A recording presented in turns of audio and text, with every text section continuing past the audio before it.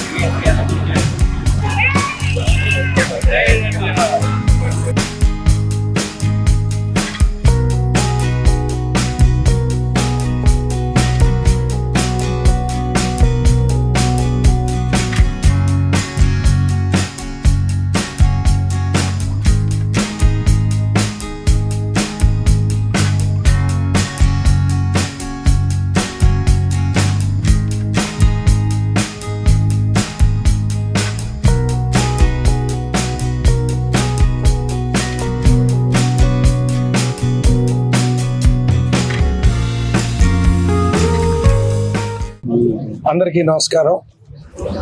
ఈరోజు తెలుగు జాతికి మరువలేని రోజు, మరుపురాని రోజు.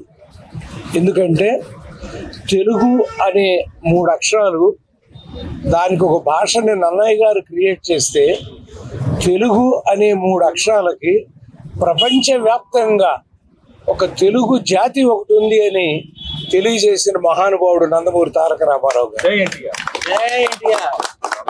అంతకుముందు మీ అందరికీ గుర్తుందో లేదో, మనల్ని మద్రాసీలు అనేవారండి. ఎందుకంటే మద్రాస్ స్టేట్లో కలిసి ఉండేవాళ్ళం అన్నమాట. అందుకని ఎవరైనా తెలుగు మాట్లాడినా, తమిళం మాట్లాడినా ఆల్ ఆర్ మద్రాసీస్. ఎప్పుడైతే ఆ తర్వాత పొట్టి శ్రీరాములు గారు వారి పోరాటం వచ్చిందో, అక్కడి నుంచి విడిపోయినా కూడా తెలుగు అనేటువంటి ఒక అద్భుతమైనటువంటి ఆ హృదయాల్లో ఒక స్పందన తెచ్చిన మహానుభావుడు రామారావు గారు. మన దేశంతో ఆయన జీవనయానం ఒక నటుడిగా ప్రారంభమైందండి. నిజానికి నా దేశం అనే సినిమాతో పూర్తి అవ్వాలి. ఎందుకంటే నా దేశం మేము రాసిందే. ఆయనకి నచ్చలా కథ, నాకు వద్దు ఇది అన్నాడు.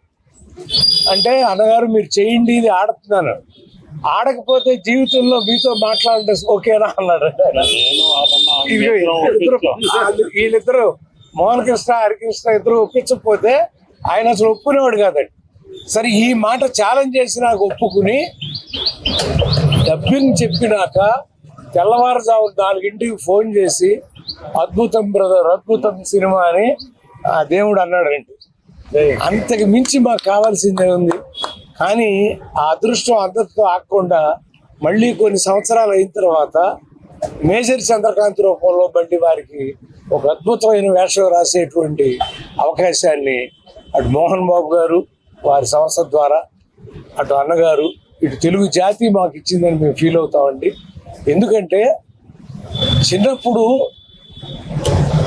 ఎట్లయినా సరే సీతారాం కళ్యాణం చూడాలని నూజివీడులో ఆ షో ప్రొసీడ్ అవుతుంది. రేపు రండి అందరూ వెళ్ళిపోండి అంటే ఒక్క ప్రేక్షకుడు కదలలేదండి. అందరం అట్లా కూర్చున్నాం. మీరు ఎన్నింటికి వస్తే అన్నింటికి ఏంటంటే తెల్లవారుజాము 4 కరెంట్ వస్తే అప్పుడు వేస్తే అప్పుడు చూసామండి. చూసి నూజివీడి నుంచి నడుచుకుంటా కంట్రీ తోటకు వెళ్ళాను. ఆ రోజు గుండెల్లో దూరాడు ఆయన. ఆ సీతారాం కళ్యాణం చూసినటువంటిది మామూలు సినిమా కాదండి, అది మహానుభావుడు. ఎందుకంటే తెలుగు జాతికి ఒక వరం ఇవ్వటానికి ఒక రకంగా నటుడుగా, అంటే ఎక్కువ మేము నటుని గురించే మాట్లాడాలి. మా వాళ్ళు ఉన్నారు రాజకీయ నాయకులు కూడా ఇక్కడ. వాళ్ళు వారు నా సినిమా వ్యాసంలోకి వచ్చినాక అక్కడి నుంచి రాజకీయ అడుగు పెట్టిన తర్వాత ఆయనకి ఎన్ని ఉపన్యాసాలు రాశారో నాకు తెలుసు, మా సోదరులకు తెలుసు. అన్ని ఆయన చెప్తుంటే ఆయన నోటంట వింటా అంటే నాకు ఒళ్ళు గగురు పొడుస్తూ ఉండేదండి. దైవాంశ సంభూతులు, మన తెలుగు జాతి ఆరాధ్య దైవం, కళామ తల్లి ముద్దుబిడ్డ, రాజకీయ దురంధరుడు మన అన్న తారక రామారావు గారి 103వ జయంతి వేడుకను జరుపుకుంటున్నాం. ఇదంతా మనకి ఒక పండగ వాతావరణం లాంటిది. ఆయన గురించి చెప్పుకుంటే ఆయన ఒక సాధారణ పేద రైతు కుటుంబంలో పుట్టి అంచెలంచెలుగా పెరిగి ఆయన స్వయం కృషితో ఎన్నో అందలాలను ఎక్కారు. ఆయన అటు చిత్ర రంగంలో కానీ, రాజకీయ రంగంలో కానీ, చిత్ర రంగంలో అయితే ఎన్నో విభిన్నమైన పాత్రలు వేశారు. ఆయన నాయకుడుగాను, ప్రతి నాయకుడుగాను వయసు మళ్ళిన పాత్రలు కూడా వేశారు. ఆయన ఒక భీష్మ కానివ్వండి, లేకపోతే ఒక కురూపిగా రాజు పేద కుష్ఠవాణి పాత్ర కూడా వేసి ఆయన ప్రజల్ని మెప్పించారు. అట్లాగే బడిపంతులులో వయసు మళ్ళిన క్యారెక్టరు, అది మర్చిపోలేని పాత్ర. అది దానికి ఆయనకి పురస్కారాలు కూడా లభించాయి ఆయనకి. ఇప్పుడు మన పర్చూరి గోపాలకృష్ణ గారు చెప్పినట్టు సీతారాం కళ్యాణం గురించి మాట్లాడారు ఆయన. సీతారాం కళ్యాణం అసలు ఆయన డైరెక్ట్ చేయవలసిన సినిమా కాదు అది. అది కేవీ రెడ్డి గారిని అడిగారు ఆయన, మీరు దర్శకత్వం వహించండి అని. ఆయనేమో నువ్వేం పాత్ర వేస్తున్నావు అని అడిగారు. వేస్తే నేను రావణాసురుడుగా వేయాలనుకుంటున్నాను అన్నాడు ఆయన. అంటే ఆయన అన్నాడు, నువ్వు రావణాసురుడు వేయటం ఏంటయ్యా, రాముడుగా కృష్ణుడుగా నిన్ను చూస్తారు కానీ రావణాసురుడుగా నిన్ను ఎవరు చూస్తారని అడిగాడు ఆయన. లేదు, నేను రావణాసురుడుగా వేస్తాను. రాముడు అంటే నువ్వు మీసాలు కలిగిన చిన్న కృష్ణుడుగా ఉండాలి నాకు, సో నేను రావణాసురుడుగానే వేస్తున్నాను అన్నాడు. అయితే నేను దర్శకత్వం వహించను ఈ సినిమాకి, నిన్ను రావణాసురుడుగా నేను చూడలేను అన్నాడు ఆయన. సరే ఇక ఆయన, మీరు చేయకపోతే నేనే ఆ బాధ్యత నేను తీసుకుంటానని ఆయన దర్శకత్వం చేయటం జరిగింది. మొట్టమొదటి సినిమా, దానికి ఆయన పేరు కూడా వేసుకోలేదు. అది చూసిన తర్వాత కేవీ రెడ్డి గారు, నేనేదో అనుకున్నానయ్యా, నువ్వు ఇలా కూడా జనాన్ని మెప్పిస్తున్నావు అని ఆయన తెగ పొగిడేశాడు. ఆ సినిమా పెద్ద సూపర్ డూపర్ హిట్ అయింది. అలాగే ఎన్నో పాత్రలు, నా అనుమానం అన్ని పాత్రలు వేసాడు కానీ ఆయన నారదుడి క్యారెక్టర్ వేయలేదు. ఆయన అన్ని చేశాడు. ఆ నారదుడి క్యారెక్టర్ మా బాలయ్య చేశాడు, మా తమ్ముడు. సో అది ఏంటి దానవీర అన్ని ఎన్నో పాత్రలు. అదే చెప్తున్నా, ప్రతి నాయకుడిగా కూడా మెప్పించాడు ఆయన. ఒక రావణాసుడుగా, దుర్యోధనుడుగా, యముడుగా, ఎన్నో పాత్రలు ఇంకెవరు వేయలేరు అటువంటి. ఎన్నో మార్పులు తీసుకొచ్చారు. ఆయన పేదరికంలో నుంచి వచ్చారు కాబట్టి ఆయనకి పేదవాడి ఆకలి మంటలు తెలుసు. పద్మశ్రీ నటరత్న డాక్టర్ ఎన్టీ రామారావు గారి 103వ జయంతి సందర్భంగా ఫిలిం నగర్ లో పెట్టిన ఎన్టీ రామారావు గారి విగ్రహం దగ్గర మా అందరం కలుసుకోవటం చాలా ఆనందం, అభినందనీయం. ఈరోజు ఎన్టీ రామారావు గారి విగ్రహం సారథి స్టూడియో సెంటర్ లో మైత్రివనం దగ్గర అన్నా గానీ అది సారథి స్టూడియో సెంటర్ లో పెడతాం.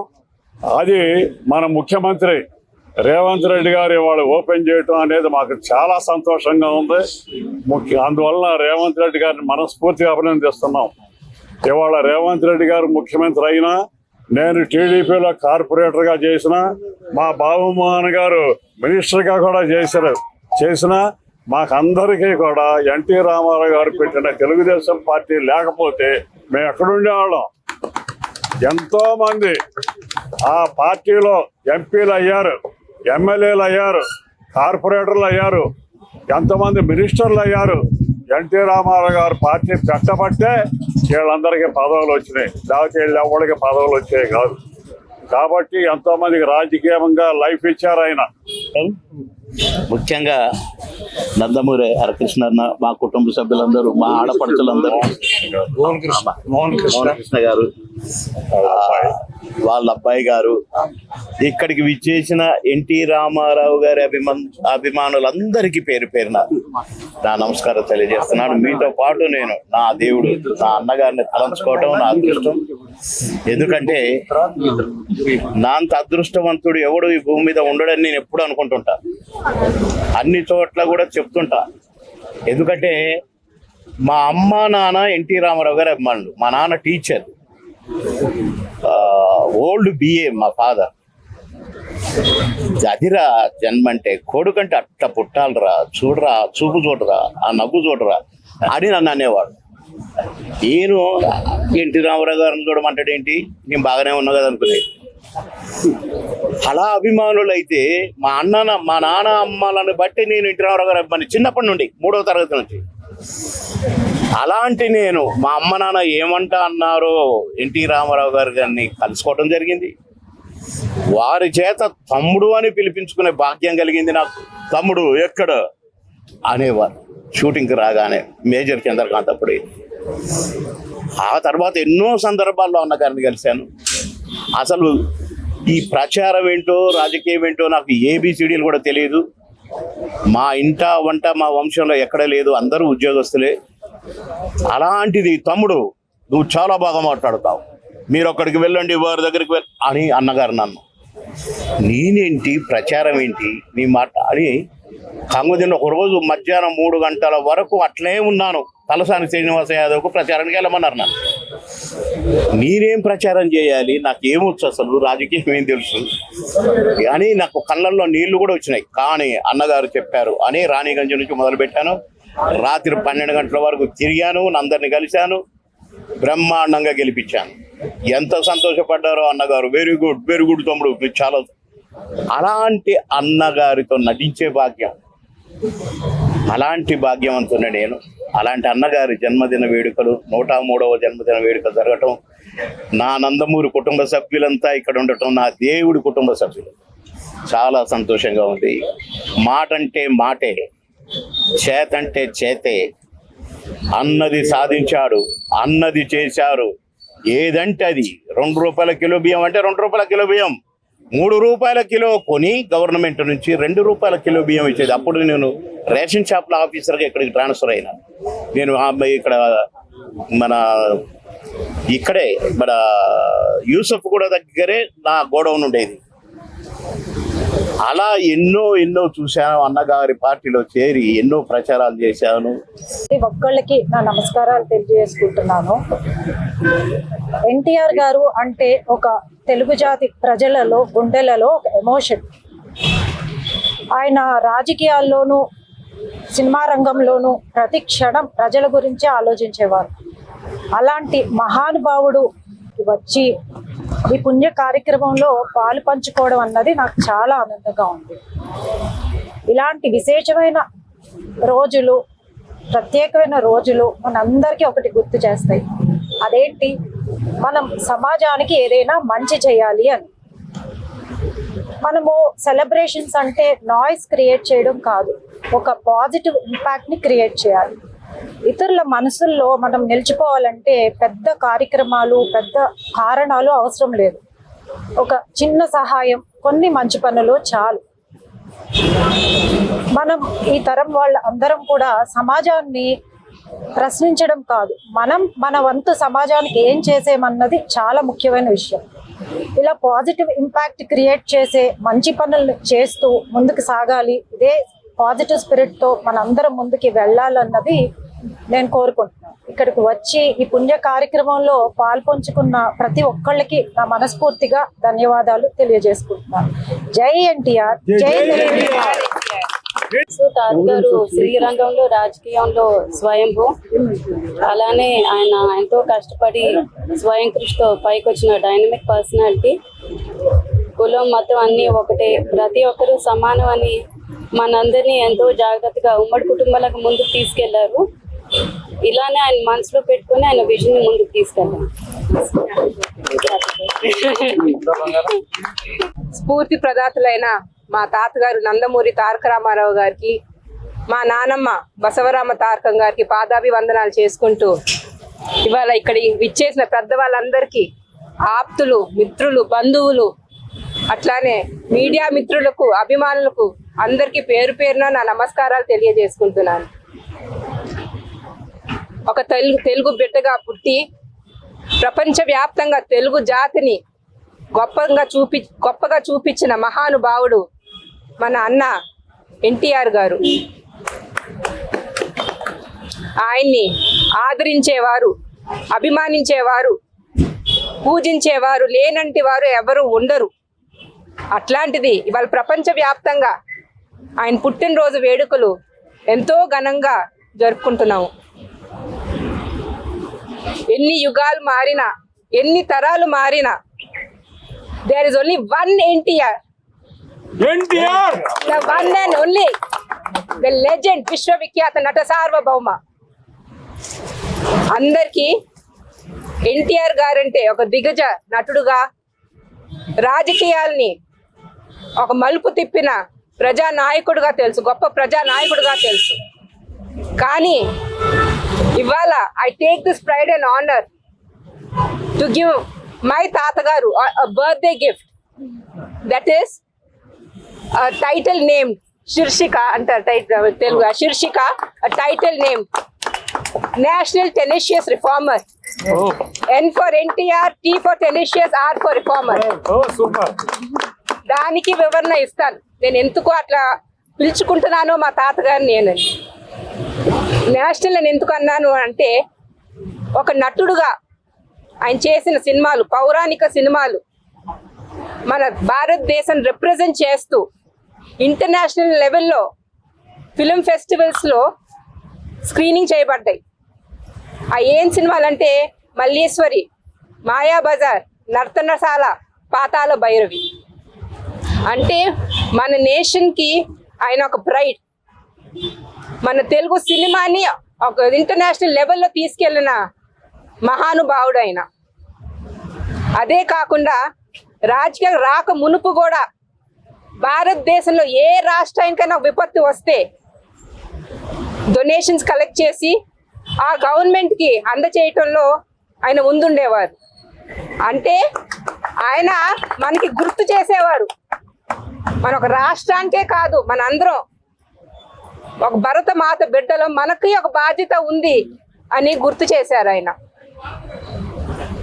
అట్లానే రాజకీయాలకు వచ్చిన తర్వాత కూడా వివిధ పార్టీలు, వివిధ రాష్ట్రాలు అన్నీ కలిసి ముందుకు నడిస్తే మన దేశం బాగుపడుతున్న నేషనల్ ఫ్రంట్కి నాంది పలికారు. అండ్ దానికి ప్రెసిడెంట్గా కూడా ఆయన బాధ్యత నిర్వహిస్తూ జరిగింది. మా తాతగారు ఇస్ అ సెల్ఫ్లెస్ మ్యాన్. ఏం చేసినా కలిసి నడుగుతాం, కలిసి ముందుకు చేద్దాం అనే ఆలోచన తప్ప ఇంకొకటి ఉండేది కాదు ఆయనకి. ఆయనది ఒకటే, as we go together the more the stronger we are అని నమ్మేవారు ఆయన. అట్లా టెనిషియస్ అంటే ఆయన ఏమనుకుంటే అది చేసేవారు. Is a self determined person. ఆయన వెనక్కి తిరిగి చూసేవారు కాదు, ఎవరి మాట వినేవారు కాదు ఆయన. ఇంకా కట్మావా చంద్రశాసనుడు, ఎస్ ఎగ్జాక్ట్లీ. నందమూరి తారక రామారావు గారు ప్రతి తెలుగువాడు గర్వించేటట్టు తెలుగువాడి ఆత్మగౌరవాన్ని కాపాడిన ఏకైక వ్యక్తి అన్నగారు లేకపోతే తెలుగువాడు ఉన్నాడని తెలిసేది కాదేమో అసలు ఇప్పటిదాకా కూడా. ఇవాళ తెలుగువాడికి ఒక గుర్తింపు వచ్చిందంటే అన్నగారే, అది అందరికీ తెలిసిందే. ఇవాళ స్వయం కృషితో పైకి వచ్చిన ఎన్టీ రామారావు గారు మనందరికీ ఆదర్శం కావాలి. స్వయం కృషితో ఈ దేశాన్ని ఒక తాటి మీద నడిపిస్తానికి ప్రయత్నం చేశారు, నడిపించారు కూడా ఆయన రాజకీయాల్లోకి వచ్చినాక. అలాంటి మహనీయుడు మన తెలుగువాడు అవటం, మన అన్నగారు అవటం నిజంగా మనందరికీ గర్వకారణం. ఆయనకి నివాళులు అర్పిస్తూ మన తెలుగు జాతి గర్వించదగ్గ శుభదినం. ఎందుకంటే మన నట విఖ్యాత శ్రీ నందమూరి తారక రామారావు గారి జయంతి ప్రతి ఇంట్లో కూడా ఒక కన్నుల పండుగగా చేసుకుంటూ ఉంటాము. అటువంటి పండుగకి ఇచ్చేసిన అతిరథ మహారాజులందరికీ మన తెలుగు చిత్ర పరిశ్రమ తరఫున ధన్యవాదాలు తెలియజేసుకుంటూ, ఇక నందమూరి ఎన్టీ రామారావు గారి గురించి చాలా పెద్దలందరూ కూడా చెప్పారు. వారు ఏ మాట అంటే ఆ మాట శాసనం అని. అలాగే మన తెలుగు జాతిని కానీ తెలుగు సినిమాని కానీ ఒక ప్రపంచానికి చాటి చెప్పిన మహా వ్యక్తి. అలాగే రాజకీయాలకు కూడా మన తెలుగు రాజకీయాలంటే ఏంటనేది మన ఇండియాకి తెలియజేసిన, అలాగే ప్రపంచానికి తెలియజేసిన ఏకైక వ్యక్తి. అటువంటి రాజకీయ నాయకులకు కానీ సినీ పరిశ్రమకు కానీ ఎన్నో ఒక నియమ నిబంధనలు నేర్పిన మహా వ్యక్తి. అటువంటి వ్యక్తి జన్మదిన వేడుకల్లో మనం పాల్గొనడం మా అదృష్టంగా భావిస్తున్నాము. అలాగే ఈరోజు శ్రీ నందమూరి తారక రామారావు గారి యొక్క విగ్రహానికి తెలంగాణ రాష్ట్ర ప్రభుత్వం రేవంత్ రెడ్డి గారి చేతుల మీదుగా అమీర్పేట చౌరస్తాలో, ఎందుకంటే ఎవరు పెట్టలేరు అన్నారు, నందమూరి ఎన్టీ రామారావు గారి విగ్రహం మేము పెట్టి చూపిస్తారని చెప్పిన రేవంత్ రెడ్డి గారు ఈరోజు అమీర్పేట చౌరస్తాలో సాయంత్రం 6 గంటలకి చాలా కన్నుల పండుగగా ఓపెన్ చేస్తున్నారు. ఈ కార్యక్రమానికి సినీ ప్రముఖులు, ఎన్టీఆర్ గారి అభిమానులు, ప్రతి ఒక్కరు కూడా రాజకీయాలకు అతీతంగా ఉండే ఈ ఫంక్షన్ కాబట్టి ప్రతి ఒక్కరు కూడా ఈ కార్యక్రమంలో పాల్గొని మోహన కృష్ణ గారికి అపురూపమైన మనవరాలు రూప అని పేరు పెడతా అంటే మోహన రావాలి, ఆమె జాతకం ప్రకారం అని మోహన రూప అని పెట్టారు, కానీ మోహన అని పిలుస్తారు. ఈ రోజు ఈ విధంగా ముందుకొచ్చి ఫ్యూచర్ లో కూడా ఇదే విధంగా ఎదగాలని కోరుకుంటున్నాను. గారు శ్రీమంతిని గారు, రామారావు గారు మనవరాలు శ్రీమంతిని గారు, వారికి శుభాకాంక్షలు తెలియజేస్తాను.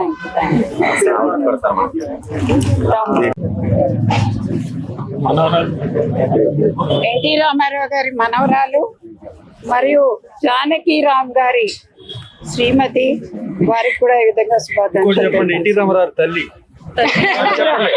ఎన్టీ రామారావు గారి తల్లి చెప్పారు.